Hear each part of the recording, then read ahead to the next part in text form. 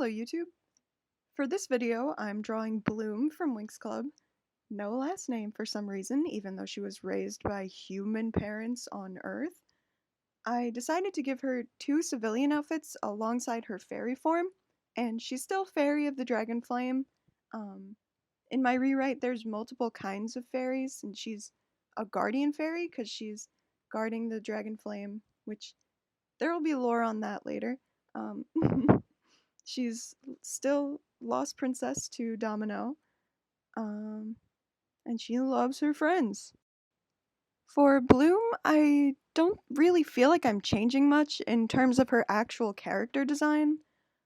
I wanted her to seem pretty frail and dainty despite her fiery nature. Her gaining strength while she's training will be a thing, like as the story goes on. Since she is a guardian fairy, she will get training for fighting. Another kind of fairy there would be is I don't really have a name for them, but maybe like embodiment fairies where they don't have a place or an item that they guard. Instead, they're like a physical representation of what they are fairy of. For example, Stella would be one of these fairies, and she is the fairy of the shining sun.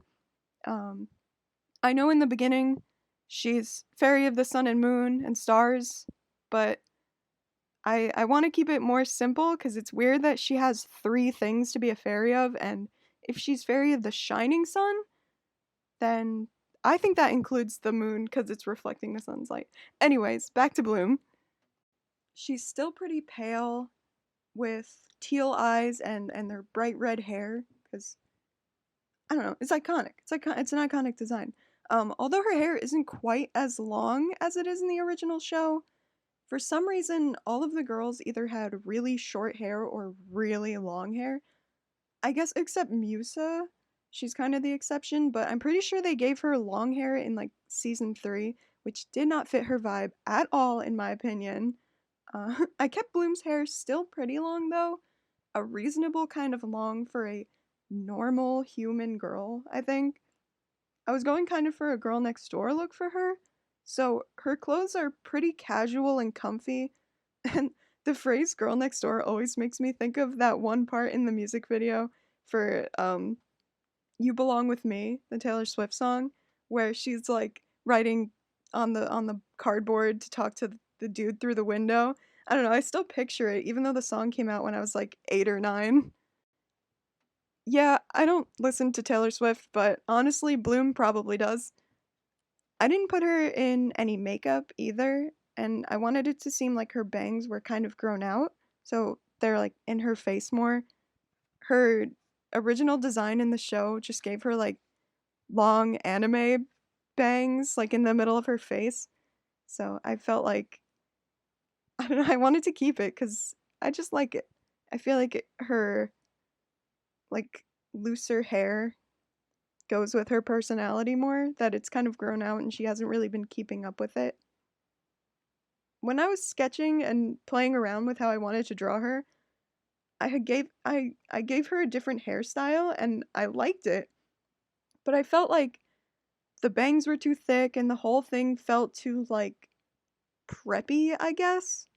It reminded me of the hairstyles they give her in the later seasons that make her look like the meanest girl in a high school debate club.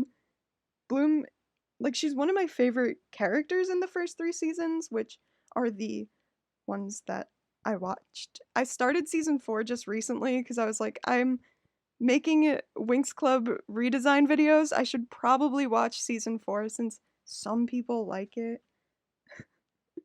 Um, I like her unstoppable curiosity and like poor impulse control. For her whole life, she's had this literal fire inside of her that she could never let out, so of course she's gonna be a little sassy and quick to jump to action. That's one of the things that makes her best friends with Stella. I think they probably are both like that.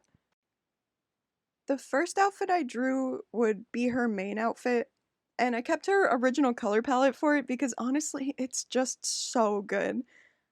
I can't imagine I'll change the colors very much for any of the girls.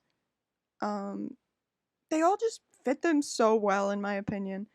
Just like with Bloom, I want to keep their personalities pretty faithful to the show too. Maybe just leaning into them a bit more.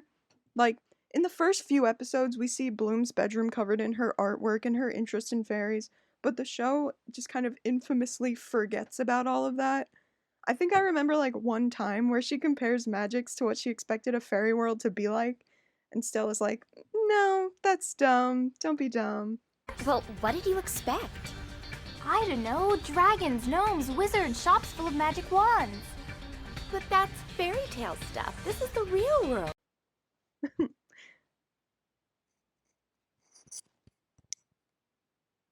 Despite all of that, though, the fairy stuff and princess stuff and things like that, Bloom still thinks of Gardenia as her home. Alfea just becomes her like second home, and Domino in this rewrite is still gone. The show can be really inconsistent when it comes to the overall timeline of the story, especially regarding the fall of Domino. Sometimes it was destroyed like 17 years ago, Bloom's age. Other times it's been centuries. And depending on which it is, Farragonda either aged really roughly or incredibly well. I'm gonna put the war as happening around 200 years before the story begins. And actually, you know what? I'm gonna say that the Company of Light was not there to witness the fall of Domino firsthand. At least not when Farragonda and Griffin and Saladin were in it. Because I don't know, the 200 years, it's a long time. They would be old, but like, God. And as for how Bloom got to the future as a baby, I'm gonna say that has to do with Daphne and her fairy powers. I remember when I was a kid just assuming that Daphne sent baby Bloom through a wormhole to the future because they were so inconsistent about the timeline. um, so I think that's what I'm going to have happen in this rewrite, that Daphne was some sort of fairy of like innocence or of children or something like that. So she's got special abilities that help her protect Bloom. I'm still working on that, but I'll talk more about the fall of Domino in a later video, either one about Farragonda or Daphne or something. I don't know. Oh, and you may have noticed that I didn't put Bloom in heels, which in Winx Club, like every teen girl is wearing these super tall heels everywhere, even with their pajamas. This is an iconic part of the fashion in the show, which is like the most fun part, but I actually think it's kind of limiting. In the first outfit, I gave her platform Converse as a way to try and give her the height in a way that fits her characterization better, at least what I'm going for. But for this outfit, I just wanted to give her a lower, comfier kind of shoe. I imagine that Bloom is like she goes for walks a lot. She's always exploring. In the first episode, when we see her meet Stella, she just goes to a park to eat an apple with her bunny, and I like that part of her. I wish that she just was out and about more. Also, just this whole outfit is so comfy looking. Um, I also used the sweater vest as a chance to throw in some pink, which they started adding to her palette in like season 2, I think, with the little hearts on her shirt. But later on, they start going so overboard with it, which really sucks because honestly, I think in smaller amounts, the pink is really cute on her and it goes with the yellow and teal and orange that she already wears. I think they add more dark blue to her outfits later as well. So I combined those two in the sweater vest. I also gave her cuffed mom jeans, which is like, I think it's a more modern equivalent to what flare jeans were in the early 2000s, which I was like a very young child, but the vibe feels the same to me. I also didn't give her any jewelry. She doesn't wear any in the original show, and it just makes sense to me that she's not the kind of person who like really thinks to accessorize too much. However, for her fairy outfit, I did give her a circlet instead of her tiara. And in my universe, fairies don't have like an intrinsic fairy form until they create one for themselves. I think there will be a freshman class at Alfea for it where you're taught like you design what your fairy form will look like and then you have to practice manifesting it. Um, I also decided that you don't usually learn whether or not you're a fairy until you're mid to late teens, and the only part that's like natural or intrinsic to a fairy transformation is your wings. But fairies are expected to have a transformation. It's kind of like a uniform. It shows that you're actively using your magic in the moment and that you're studying to better your powers. Stella will help Bloom design her fairy form outfit. Bloom will add the Sailor Moon crown though. I think she's if she is an artist and she likes to draw and she's 17 in this, she I like to imagine her watching Sailor Moon. She likes fairies so much she'll probably like magical girl transformation shows, which Winx Club is. So I think that's neat. There's a lot of pointed lines and triangles in her fairy form because, fire. It's yeah, makes sense. And I did keep it pretty close to her design in the show. I debated having it be more revealing since all of her other clothes are pretty casual and not very flashy.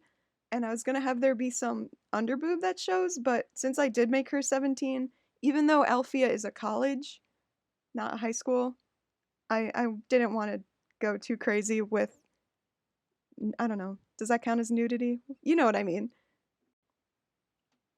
As I said, they're very unclear about timelines in the show, but when the show starts, or when the story starts in this rewrite, it's going to be early summer.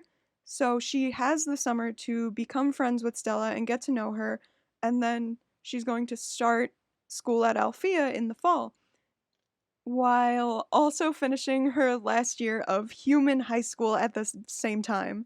So she's dual studying all of this normal human stuff and then also learning how to practice magic.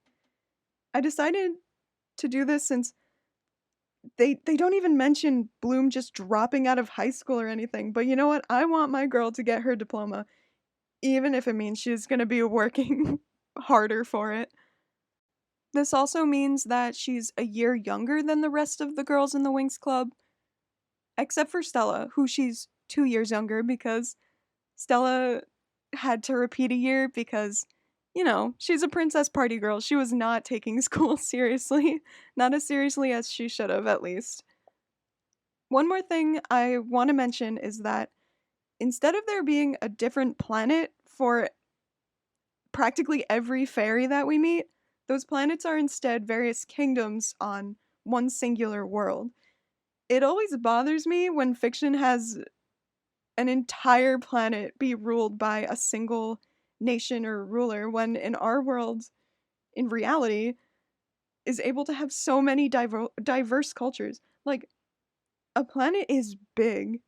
In She-Ra, the Netflix one, the world is totally isolated in a realm called Despondos, yet it still feels so big because there are so many different kingdoms and cultures. Oh my god, the only media I can think of where I actually thought a monoculture planet made sense is Homestuck, because their leader is a practically immortal dictator that will destroy anyone that may threaten her power, and she's hot. Uh, and she has a giant Cthulhu mom monster. You can expect to hear more details about the political landscape of my Winx Club rewrite in the next video, which is going to be Stella, Fairy of the Shining Sun, Princess of Solaria, and honestly a bad bitch. Let me know what you think about the rewrite so far and Bloom's design. Thank you for watching, and I am so sorry for making you think about Homestuck.